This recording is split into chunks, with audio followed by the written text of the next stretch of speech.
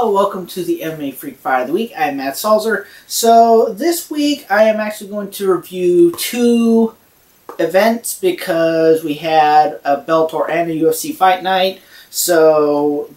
But first of all, I'm going to get the fighters of the week out of the way, and I'm actually going to do a Fight of the Week and a Submission of the Week. The Fight of the Week for Bellator 238 is going to be Chris Cyborg Venancio, I believe it's pronounced. And then for UFC Fight Night 166 is going to be Alex Perez.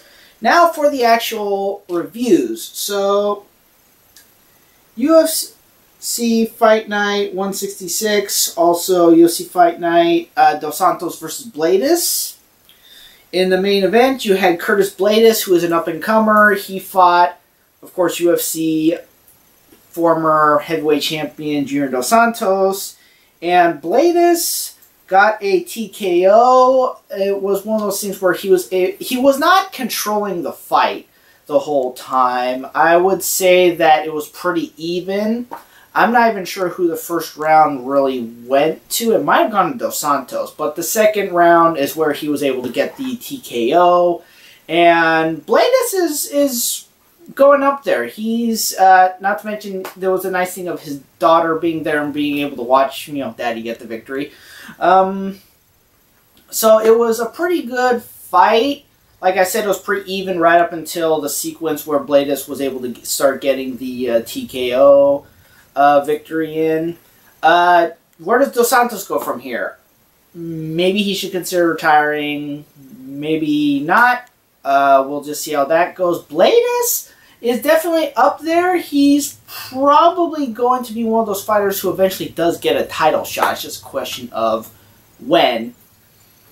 Then in the co-main event, you had Michael Chiesa going against Rafael Dos Anjos. Both of them former lightweights. Both of them have moved up in weight. Chiesa was able to get the decision win over Dos Anjos. I'm still surprised because the commentators were asking, how in the world did Chiesa ever make lightweight? I have to agree. This is one of those cases where Chiesa is definitely more suited for the welterweight class instead of lightweight, where he was cutting way too much weight. And they even talked about how he wasn't able to really train properly. He's able to train properly at this weight.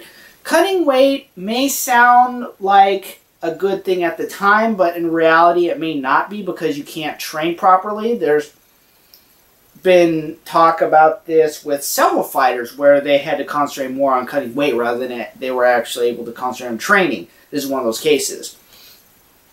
So, also the fight after that, you had Alex Perez submit Jordan Espinoza so quickly that he couldn't even tap out. He got straight up choked unconscious, essentially.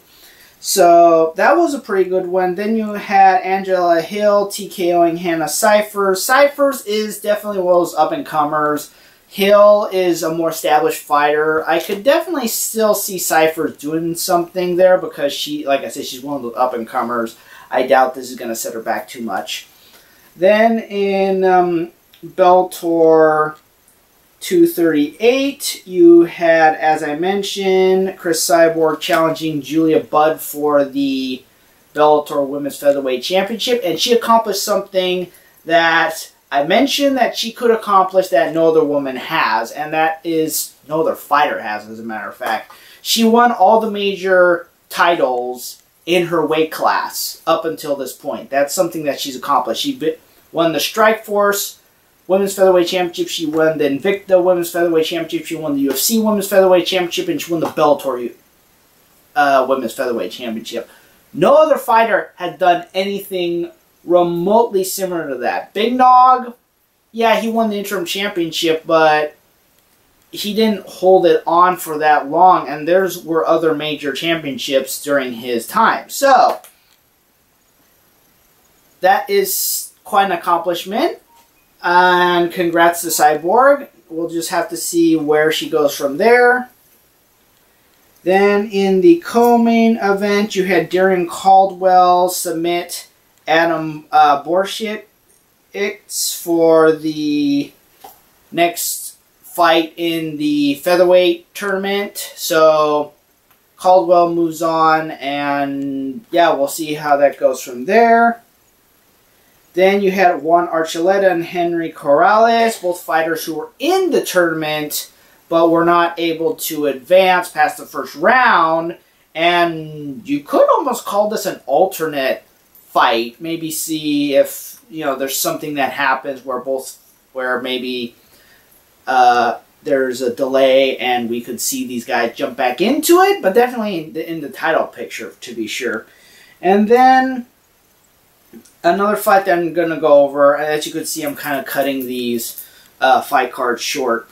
But also, another fight I want to go over is Sergio Pettis, just coming off out of the UFC into Bellator, submitting, I don't know who this guy is, Alfred Kashikov. I don't know, Ken, but yeah, the point is the guys, this was basically one of those fights where a big name coming in was fed someone. And they talked about maybe Sergio challenging for, or going for the now vacant Bellator Bantamweight Championship since Kyoji Horiguchi, due to injury, vacated it. We'll see how that goes, but it definitely was, as I mentioned, an exciting weekend of fights. Definitely an exciting night of fights. So we'll just see how things go from here. We're going to kind of a slow weekend. I will announce a fighter of the week, though. It's just that it's going to be one of those shorter announcement videos. But yeah, so that was it. Be sure to like, share, and subscribe. Comment down below what you thought about the fights this weekend. At MMA Freakout is the MMA Freak Twitter. At Matthew Salzer, both my personal Twitter and my Instagram.